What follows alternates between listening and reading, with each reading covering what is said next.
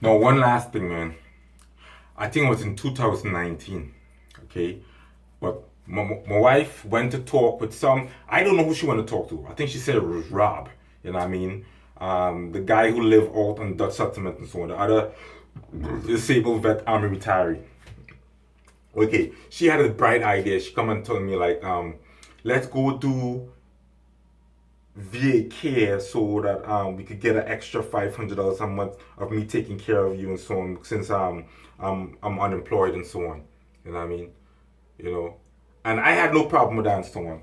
But on my way driving to Syracuse and stuff, something hit me. I was like, yo, nah, man, I think that's like I don't need that extra money. You know what I mean? I'm happy. I have trip compensation stuff. I don't need anything extra from the VA and stuff. Like, and with that mind and stuff, man, thank God. I'm gonna consider that the Holy Spirit. Maybe I don't think it was them, okay? But maybe it was the CIA tapping into my brain, okay? But regardless of what, right? I go on in there now and I'm talking. They put in a separate room to do all these paperwork and questions and so on. They put me in a separate room asking me about my attitude and how I'm feeling and so on. Well, anyways, man, after I answer my questions and so on, right, I put out everything fucking negative. You know what I mean? It just a matter how I was feeling, okay? But I was still conscientious enough to know that, like, I'm not gonna hurt myself and so on. All right. So after everything was done, I said to the guy, I was like, yo, my wife right now, we doing this right here is because she wants that extra $500 a month and so on. I don't need anybody to take care of me. You know what I mean? So boom. And really and truly, the VA will take care of you. Like if you go out and ask the VA, like, you know what, like I am 100% disabled and so on. My wife is gonna be my caretaker and stuff. They will approve it.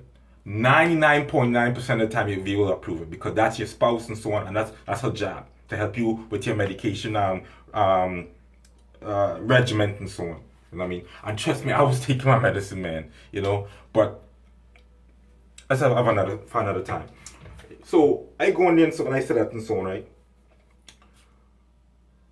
My wife was really gung ho about taking care of me and stuff because that's what she typically would do and so on. Come July now, we bumping heads and stuff. She write me out of protection.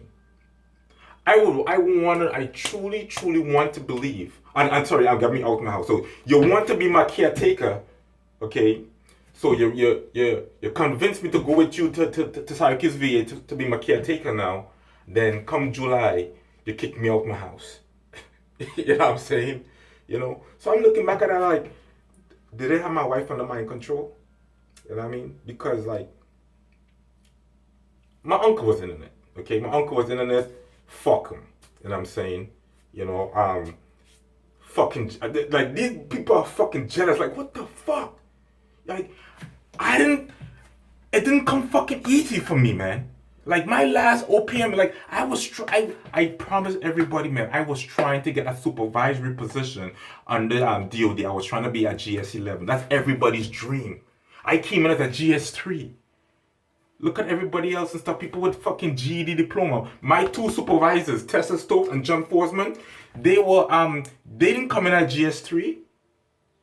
I came in at the bottom of the some people don't even think GS3 exists. I came in as a GS3 and I hold that shit down for like what, a year? Without any fucking growth?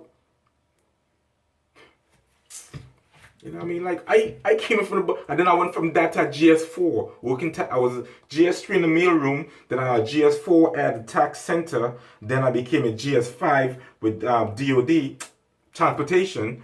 Then transportation gave me my promotion to GS7. Okay, it was no growth in that. But they didn't want me to leave and stuff because they said I was a valuable employee. I was a TCM's guru. I mean, that was my nickname. You know what I'm saying? So anyways, man, so I went from the 5 and they opened up a slot 7 because they didn't want me to leave to go to Dome. You know what I mean? NEC. because that was my goal. I was like, since I have all these skill set, I have acquired all these skill set for administrative work and so on. Let me take my bag of valuables and go to NEC. And it's like, nah, man, please stay, man. Tessa begged me out of her mouth with the word please and also the word stay. I can't paraphrase everything because it's so long ago, right? But those two critical words. Anyways, man, I don't know, man. Like, it's some real jealousy. Like, this shit didn't come easy. You know what I mean? So now, conspiracy again, right? So let's go back to with conspiracy. Conspiracy again. I'm home now. I was like, you know what? I'm not gonna fucking bother with the hustle and bustle of getting back getting back to work. I'm gonna stay home. I'm gonna make this, excuse my language and stuff, shithole a beautiful palace. I did that, man. I did that. And these fucking jealous ass bastards and stuff wasn't happy with that. Like, I don't want to use the word jealous. You know what I mean? It doesn't fit how I feel. I really want to call it for what it is. These racist ass KKK fucking law enforcement fuckers and shit put me out my fucking house. Have my fucking neighbor busting firecrackers and shit. I knew from fucking day when that motherfucker didn't like me and shit. But as long as you show fucking respect, they have no other reaction but to show you respect. You know what I mean? And that's why I used to love to pull them, because and I used to like to play the little innocent, little small, kind of fragile, timid look and shit. Because I wanted them, because whoever break first is the one who's arrogant. You know what I'm saying? Or the one who's wrong. You know what I'm saying? You always gotta keep a smile on your face and stuff. Like, even if they may not like you, they have to respect you. And if you've been polite to them and they're not being polite back to you, then the ball is in their court. And they looking like a fucking dumbass. Just like the time when in Other Zone. Good example too. This guy, this white dude, he have a rusted ass pickup SUV and so on. He's like, "Oh, you the guy with the goofy rims?" I'm gonna say the long talk. You the guy with the goofy rims, blah blah blah blah. And my feelings hurt. I was like, yeah, man, I'm being polite and so on. I was like, can I? Then he talk about his trucks and stuff. I see it. It was rusted out and so on. I didn't even disrespect him. I was like, okay. It's really nice. You could do some work to it, blah, blah, blah, blah. Okay, you know what? That's a bad example. Let's go to when the guy called me the nigga rich. You know what I mean? Like, I didn't fire back with him and so on. But I do when he sit next to me. I put my arms around him and so on. And I start talking about trucks. I'm not even into trucks. I start talking about a whole bunch of lies. You know what I mean? Just to like keep him calm and to show him, like, despite that you use a racial epithet at me, I'm not gonna fire back and so on. You see? See how psychology works and shit? You know what I mean? I always tell myself, man, like I thought this wasn't gonna come to. I kind of knew it was gonna come to an end, but it just was going on. So I would jump online and stuff, and I'll be like, I'll go exhaust the budget, because I knew at the time it was a program. You know what I'm saying? Anyways, I said I'm gonna exhaust it, but I am a master of psychology. I don't have the doctorate and so on, and that's basically anybody. Like if you know that cops are hurting you and so on, man, and you in pain, you gotta communicate that shit to them, okay? And also, if in the same essence now, if I could be a cop, when you show anger, if I'm in a crowd of people and I'm right, I'm gonna publicly shame that cop. And at that point, I'm going to go into anger. You know what I mean? Like, this time I'm not angry and stuff, but I will provoke anger and so on. And I will shame that cop so that he doesn't do that shit again. So you see what I'm saying? So there's two sides to that. You decide to play victim and decide to play aggressor. You know what I mean? Okay? And I'm glad I had that knowledge and shit, man. You know what I'm saying? And at the time I was kind of losing because you guys was really good at that shit. So at the time I was kind of losing it and shit. You know what I mean? Well, anyways, man. With that saying,